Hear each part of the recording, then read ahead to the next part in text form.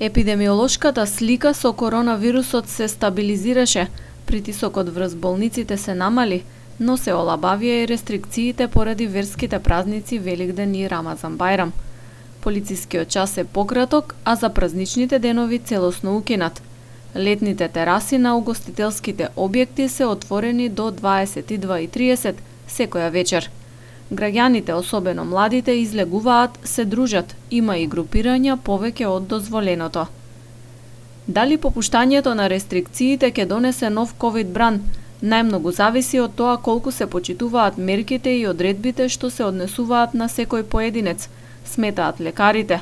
Тоа се оние кои секојдневно се повторуваат во апелите: носење маска, држење растојание, избегнување групирање и редовна хигиена. Најасна слика за резултатите и ефектот од попуштањето на ограничувањата ќе се добие кон крајот на месецот, по известно време од двата празника, кои традиционално граѓаните ги прославуваат со собирања и посети.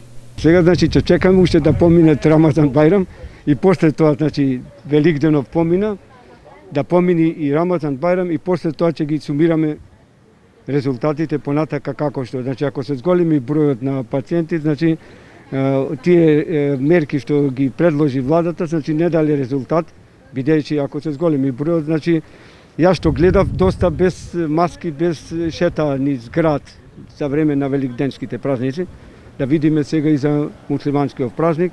Јас очекувам дека бројот ќе биде како што е сега е.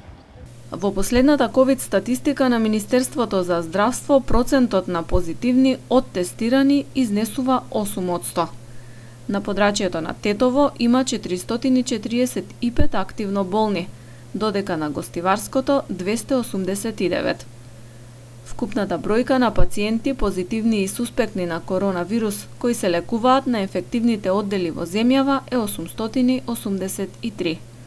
На инфективното одделение во Гостивар хоспитализирани се 14, а во Тетово 20 пациенти.